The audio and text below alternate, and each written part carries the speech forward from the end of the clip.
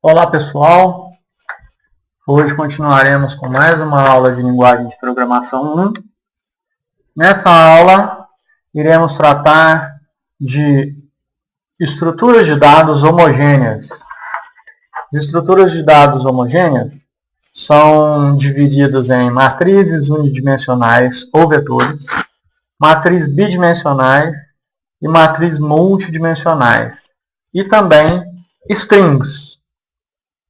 Neste capítulo, vamos abordar um assunto importante no estudo da linguagem C, que são as estruturas de dados homogêneas, vetores ou matrizes. Tais estruturas são capazes de armazenar mais de um valor, possibilitando seu acesso por meio de um índice. Vetores e matrizes são encontrados na maioria das linguagens de programação e o entendimento de seus conceitos vai ajudá-lo no restante do curso, pois na maioria das atividades vamos deparar com problemas que exijam o uso de manipulação de vetores e matrizes. Bom, então vamos lá.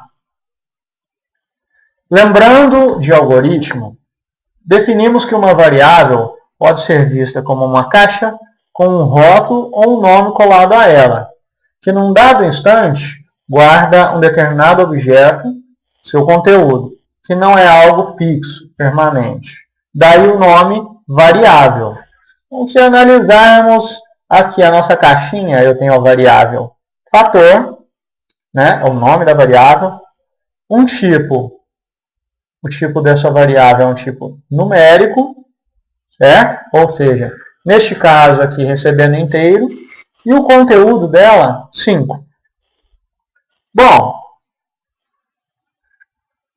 de acordo com a definição de Child, de 1997, uma matriz é uma coleção de variáveis do mesmo tipo que é referenciada por um nome comum.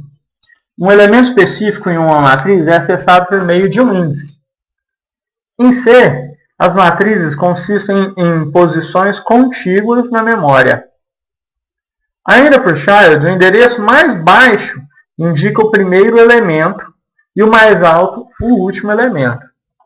As matrizes podem ter de uma a várias dimensões, sendo a matriz mais comum a string, que é uma matriz de caracteres terminada por um nulo.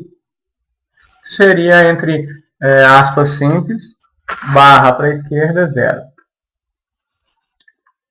A declaração de uma matriz, no caso a matriz unidimensional, que também é chamada de vetor, é representada da seguinte forma. Possui o tipo da variável e o nome com o tamanho que ela pode armazenar. Toda vez que eu declarar uma variável, por exemplo, notas, falando que ela é do tipo float, com tamanho 15, significa que na linguagem C, ela irá reservar na memória principal 4, que é o tamanho do float, né, vezes 15, que é a quantidade de espaço necessário. Então, 60 bytes em posições contíguas. Toda vez que eu for ler notas, será possível de ler 15 notas, porque eu tenho 15 posições para a variável notas. Dessa forma, a indexação permite acessar o conteúdo de cada posição, começando com 0. Dessa forma, no exemplo anterior, os dados serão indexados de 0 a 14. O tamanho da variável, como visto anteriormente, é 15. Porém, só podemos acessar até o índice 14, porque o índice inicial é 0. Para acessá-los, devemos escrever notas e a posição que eu quero acessar. Se eu quero o conteúdo do primeiro índice da variável notas, então coloco notas, abre colchetes, 0, fecha colchetes. E assim sucessivamente até o colchete, né, até a posição 14. Então, se pensarmos a nossa variável notas como uma caixinha de variável, ela não vai ser mais uma caixinha com uma posição única. Ela vai ser uma caixinha com várias posições, porém referenciada pelo mesmo nome e o mesmo tipo. Neste caso, o meu vetor notas ele tem 5 posições, certo? Sendo do tipo numérico, começando do índice 0, finalizando no índice 4. Então, o tamanho é um número a mais do que a última posição. Se a minha última posição é 4, o tamanho do meu vetor é de 5 posições. Significa que neste vetor notas, eu consigo armazenar 5 notas. A linguagem C não verifica se o índice usado está dentro dos limites válidos. Logo, é de inteira responsabilidade do programador gerenciar os limites dos índices. Ou seja, se eu digitar notas no índice 5 para esse vetor notas aqui, ele vai, o compilador ele vai identificar que está correta a minha declaração, porém, na hora de armazenar um valor nessa posição, na posição 5, ele vai identificar que não existe essa posição. Consequentemente, vai gerar um erro. Bom, já que estamos falando, vamos ver algumas declarações e algumas implementações. Primeiro, vamos mostrar a declaração de um vetor. Como que eu faço para ler valores dentro de um vetor? Como eu vou escrever o conteúdo que está contido no vetor? E eu vou mostrar a posição e os elementos do vetor. Para isso, vou mostrar para vocês na nossa aplicação Dev C++, certo? Um exemplo. Vamos começar com um exemplo inicial. É o início. Ok. Então, neste exemplo aqui, no meu projeto, o que eu estou fazendo? Primeiro, eu declarei um vetor num contendo 6 posições. Reforçando, se o meu vetor contém 6 posições, ele vai começar da posição inicial 0 até a posição final 5. Ou seja, é um vetor de 6 posições. Declarei também uma variável do tipo inteira, que é um i, que ele vai servir como contador de elementos do vetor, ou no nosso caso também vai servir de índice para indicar as posições dos elementos do vetor. Toda vez que eu for ler um vetor, como um vetor ele tem mais de uma posição e ele faz referência a somente uma variável, eu preciso de efetuar essa operação de leitura, ou escrita, ou verificação de um vetor, dentro da estrutura de repetição para. O for, que é semelhante ao para de algoritmo, que seria para e de 0 até 5, passo 1, passa. O que ele vai fazer? Escreva, digite um número, leia um número do tipo inteiro para armazenar no vetor num, na posição i, apontando para esse endereço. Então, eu vou apontar para o endereço do vetor num na posição i. Quando eu começar a efetuar essa operação, o que vai acontecer? Vou iniciar, o i vai valer 0, então ele vai armazenar o primeiro valor que eu digitar na posição do vetor num, na posição 0. Depois, ele vai voltar no laço, vai incrementar o i. Então, eu vou armazenar na próxima versão do vetor num, na posição 1. Depois, 2, 3, assim sucessivamente até a última posição. Reparem que eu coloquei para i menor que 6, ou seja, que a última posição é 5. Sempre uma a menos do que o tamanho do vetor. Ok. Lido o vetor, vou escrever os conteúdos do vetor. Como eu falei anteriormente, para ler e escrever os conteúdos de um vetor ou trabalhar com um vetor, eu preciso de uma estrutura de repetição. Então, para escrever o vetor, falei que eu vou escrever um vetor do tipo inteiro, que é o vetor num, nas posições i. Então, escreverá todos os elementos da posição 0 a 1. Como eu quero imprimir também os vetores e as suas posições, eu vou precisar do índice, que é a posição do vetor. Então, o número, porcentagem d, que é a variável num i, que é o conteúdo do vetor, num i. Ele está na posição inteira, que é i. Então, i indica o índice do vetor. Num i é o elemento do vetor. Então, vamos compilar esse vetor aqui, essa aplicação, e fazer o nosso teste. Ele está me pedindo para digitar um número. 5, 6, 7, 8, 9. 1, 2, 3, 4, 5 números, 6 números. Olha, prestem atenção. Li os números, correto? E escrevi os números. Na terceira opção, eu escrevi o número e o índice que ele está armazenado. Então, o número 5 está dentro do vetor num na posição 0. 6 dentro do vetor num na posição 1. 7 dentro do vetor num na posição 2 e assim sucessivamente. Certo? Então, sempre que eu tiver que operar com vetores, a maioria das vezes eu vou usar a estrutura de repetição para. Ok? Bom, então vamos voltar para a apresentação. Então, nós conseguimos visualizar a declaração de um vetor, né? Int, o tipo do vetor e o nome do vetor com a quantidade de posições que ele vai caber. Como é que eu faço para ler valores para um vetor? Né? Uso o printf scanf, lembrando que eu tenho que usar o e comercial, né, para apontar para o endereço da variável com o índice dela.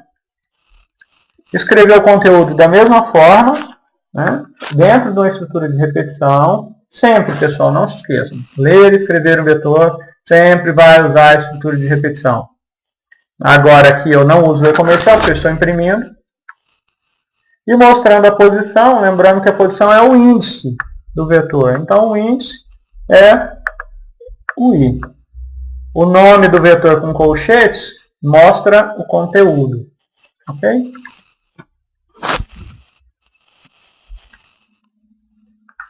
Agora, vamos partir para um exemplo utilizando o vetor. Assumindo esse algoritmo que verifica, lê os números de um vetor, no caso 6 números de um vetor, né? E verifica quantos números negativos esse vetor possui. Se a gente pegar esse vetor, vamos lá, arquivo, vamos abrir um projeto aqui que eu agora sim configuro 1, porque esse algoritmo ele existe na apostila de algoritmo, né? Então o que eu fiz? Declarei o meu vetor números com 6 posições, declarei uma variável i inteira que vai ser o meu índice do vetor, e o contaneg, que é para contar quantos números negativos, e eu falei que o primeiro valor dele é 0. Então, para o índice variando de 0 até menor que 6, ou seja, 5, porque o tamanho dele é 6, então ele tem de 0 à posição 5.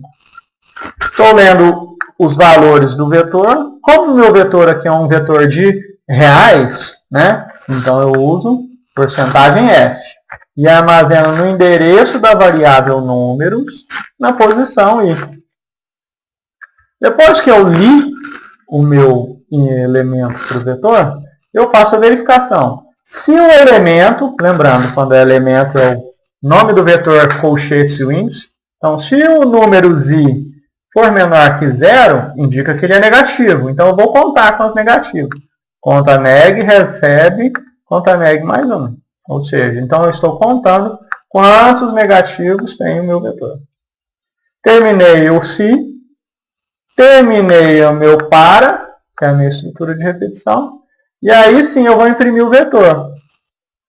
Observe que para imprimir o vetor, como ele é um vetor do tipo real, eu coloquei porcentagem nós usamos para ler porcentagem F, e aqui eu coloquei porcentagem ponto 2F. Para que eu estou usando ponto 2? Estou usando ponto 2 para indicar que toda vez que eu ler um número inteiro, na hora que eu for imprimi-lo, eu vou imprimir usando duas casas decimais. Então vamos fazer o teste desse algoritmo. Compilado. Vamos lá, digitar o número. 1, 2, 3, menos 4, menos 5, menos 6. Tem 6 números. Olha só, o número apareceu com duas casas após a vírgula. Total de números negativos, 3. Não significa que está correto. Bom, professor, então, quer dizer que se eu não utilizar o ponto 2F, o que vai acontecer? Vamos lá. 1, 6, 7, menos 1, menos 2, 1. Vamos pôr um ponto flutuante, 3.2. Lembrando que o separador de casa decimal, na hora de ler, é o ponto. Como eu não especifiquei o número de casas decimais, ele trouxe para mim a maior quantidade de casas decimais possíveis para o float. Certo? Novamente, ele verificou os números negativos. Então, eu vou deixar o nosso programa bonitinho, né, trazendo duas casas decimais. E eu posso especificar a quantidade de casas. Ponto 1, ponto 0, ponto 2, e assim por diante. 9, 3, 3, 5, 3, opa, vírgula não, tá? 4, menos 2. 3 números negativos, imprimir os números com casas decimais.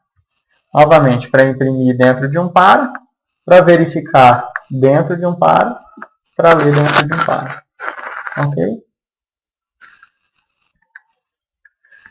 Então, esse exemplo já nos dá a base para fazer qualquer exercício utilizando vetores. Como nós já trabalhamos com vetores, que nada mais é com matriz unidimensional, ou seja, ele é uma matriz que só tem uma única linha. Uma matriz bidimensional, ele vai ter linhas e colunas, certo? Então, uma matriz possui duas dimensões, uma matriz bidimensional. Vai possuir altura e largura. A sintaxe de declaração é, da mesma forma do vetor, eu defino o tipo, o nome, ao contrário de vetor que só tem um índice entre colchetes, a matriz eu vou ter dois índices entre colchetes, onde o índice da esquerda vai ser a altura e o índice da direita vai ser as colunas. Certo? Ou seja, esse aqui vai ser a linha e esse é a coluna. Se a gente levar em consideração a matriz ao lado, eu tenho aqui para baixo as linhas, que é o primeiro índice, e para a direita as colunas. Então, começando da esquerda para a direita, este elemento é o elemento A, linha 0, coluna 0. Este elemento é o elemento A, linha 0, coluna 1. Esse elemento é o elemento A, linha 0, coluna 2. E assim sucessivamente. Na próxima linha eu tenho o elemento A1, 0, A1, 1, A1, 2 e assim sucessivamente. E aí no final eu vou ter o elemento A e J, né, especificando a quantidade de linhas e a quantidade de colunas. Ok? Antes de passar para matrizes multidimensionais, vamos fazer um exemplo com matriz, certo? Onde eu quero fazer uma declaração para a leitura de uma matriz. Aqui nós vamos pegar o exemplo anterior. Esse eu vou fazer aqui em tempo real, certo? Que eu ainda não havia preparado. Vamos assumir uma matriz agora. Assumir uma matriz 3 linhas por 3 colunas. Então, vou ler uma matriz de inteiro, M. Como ele tem que especificar linha e coluna, então vou explicar 3 linhas 3 colunas. E agora, como eu tenho linha e coluna, eu vou precisar de mais um índice. Então, eu vou ter o índice I, que é o linha, e o J, coluna. Certo? Vou colocar aqui I, linha, J, coluna.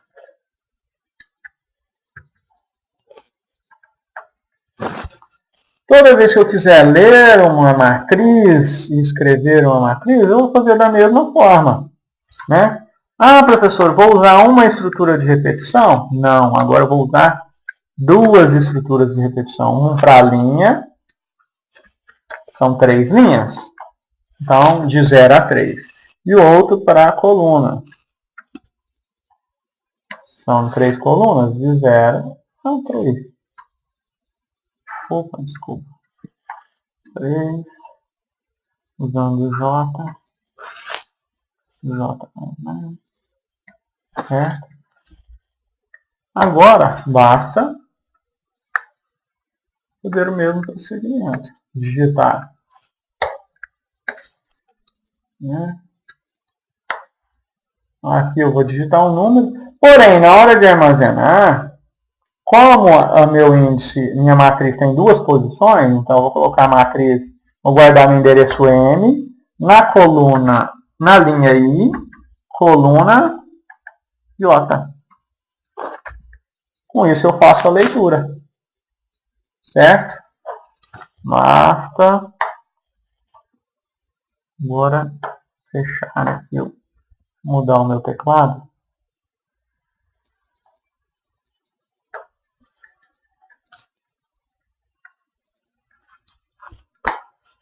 Com isso daqui eu estou lendo uma matriz. Da mesma forma que eu fiz anteriormente com o vetor, só que agora com 2 índices.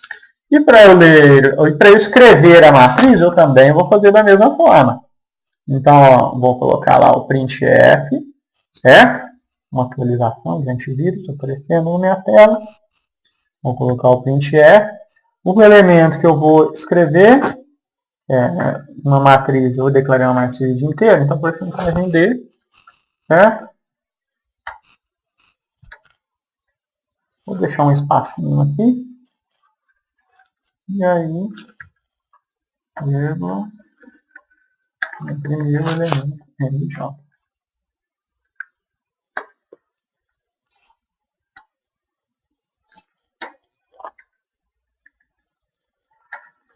Um detalhe, como eu quero imprimir uma matriz, sempre que eu imprimir uma linha inteira, eu vou saltar outra linha. Então, vou colocar um printf,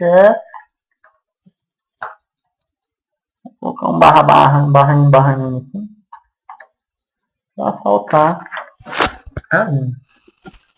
Vamos compilar aqui, ver se tem algum erro. Opa, eu tenho um erro. Sim, eu não coloquei ponto e vírgula. Ok, compilou. Vamos pegar o nosso exemplo aqui. Então, uma matriz 3 por 3, 3 vezes 3, 9 elementos. Então, 3, 4, 5, 6, 7, 8, 9.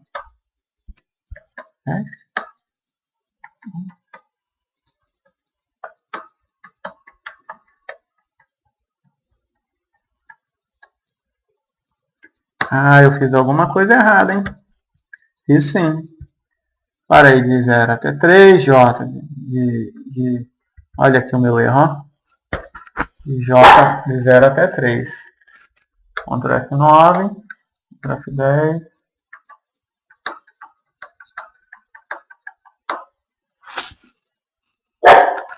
Dá uma bagunça aqui, hein?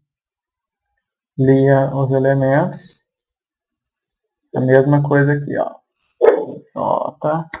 É até bom a gente errar assim em tempo de execução, para vocês verem. Olha lá. Imprimi a matriz toda bonitinha. Elemento 00, 01, 02. Elemento 10, 11, 12. Elemento 20, 21, 22. Uma observação.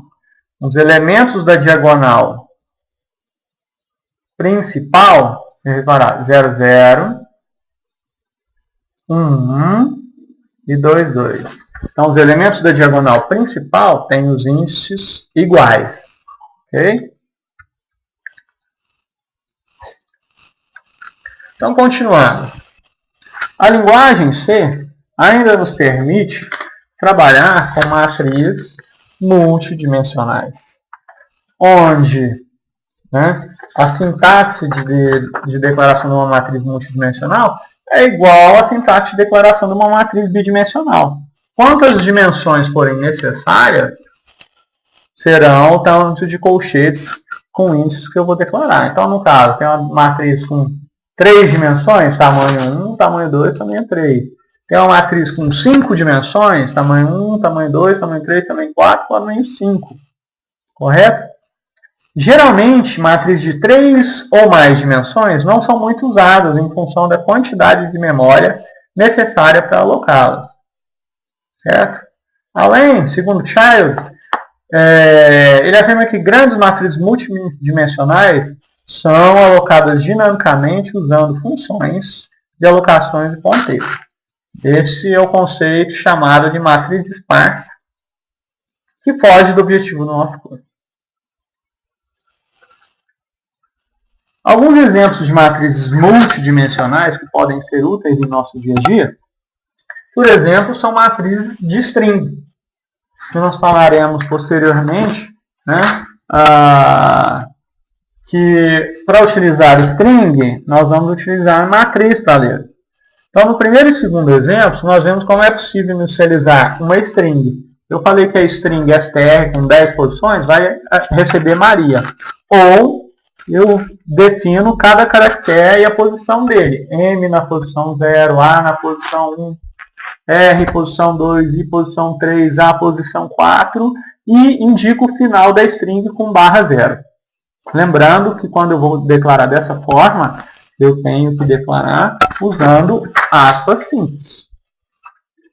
Ou eu posso armazenar vários nomes. Observem que a minha string str agora vai receber 3 linhas com 10 posições cada. Então, eu recebi o nome Maria, João e José. Certo? Ou eu posso ter uma matriz bidimensional, 2 linhas por 3 colunas, onde na primeira linha eu vou ter 10 e 20, na segunda linha 30 e 40, na terceira linha 50 e 60. Vamos ver como é que ficam esses exemplos declarados? Vamos ver se meu projeto já está aberto. Então, projeto referente à figura de atenção, né? Tá aqui. Abrindo o nosso projeto, prestem atenção que aqui eu declarei cada string com um nome diferente, justamente para não haver conflito. Bom, a string str1 recebe Maria, str2 com 10 posições, recebendo cada caractere e um indicador de caractere final. A string str3 é uma matriz bidimensional com 3 linhas e 10 colunas, onde cada nome está em uma linha, certo? E a matriz 3x3 recebendo os elementos. Toda vez que eu for imprimir uma matriz, nesse caso, é uma matriz de caractere, certo? Então, eu vou ter que especificar porcentagem C para escrever. Se fosse para ler também, porcentagem C. Então, esse exemplo aqui eu vou imprimir. Aqui é a string 1, aqui é a string 2, aqui é a string 3, que é uma matriz com 3 nomes, e aqui a matriz M, que é uma matriz bidimensional de números inteiros. A gente compila, tudo certinho. Analisando, imprimir o primeiro nome, aqui, a str1. Depois imprimir o segundo, que é a str2, que também é Maria. Aqui.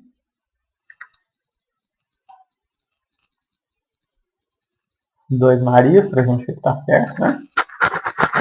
Agora, imprimir a matriz bidimensional de strings com os nomes Maria, João e José. Maria, João e José. E, por último, a matriz de números né? Tá aqui, ó, matriz de números. Lembrando que sempre após o segundo para, entre os dois colchetes eu coloco um saltar linha para ficar nesse formato de matriz aqui, ó. 1, 2, 3, 4, 5, 6, 7, 8, 9. Ok?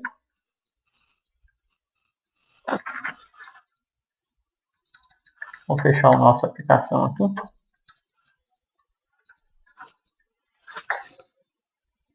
Já falamos sobre string, né? Mas só para ressaltar, uma string é uma matriz do tipo char, finalizada pelo /0. O caractere /0 tem código numérico 00, o que permite encontrar o fim de uma string ao encontrar o valor numérico 00 da matriz. Ok? Na linguagem C, não encontramos o tipo de dado string, sendo usado em seu lugar uma matriz de caracteres, que é as declarações que nós já fizemos anteriormente. Certo? Mas atenção, a declaração de uma string deve conter uma posição a mais que o número de caracteres que deseja armazenar, por causa do caractere 00. Então, se a gente considerar a palavra Maria, a string Maria, M-A-R-I-A, é uma string que tem 5 posições. Porém, toda vez que eu for declarar para armazenar 5 posições, eu tenho que armazenar um a mais. Certo? Então, vou armazenar uma char de 6 posições. Por quê? Eu vou começar da posição 0, 1, 2, 3, 4. Eu gravo Maria e 5, o /0. Bem, pessoal, esse material foi um material bem simples. Eu vou postar para vocês os códigos dessa videoaula e das outras videoaulas em aviso. E com isso vocês têm material suficiente para realizar as atividades virtuais.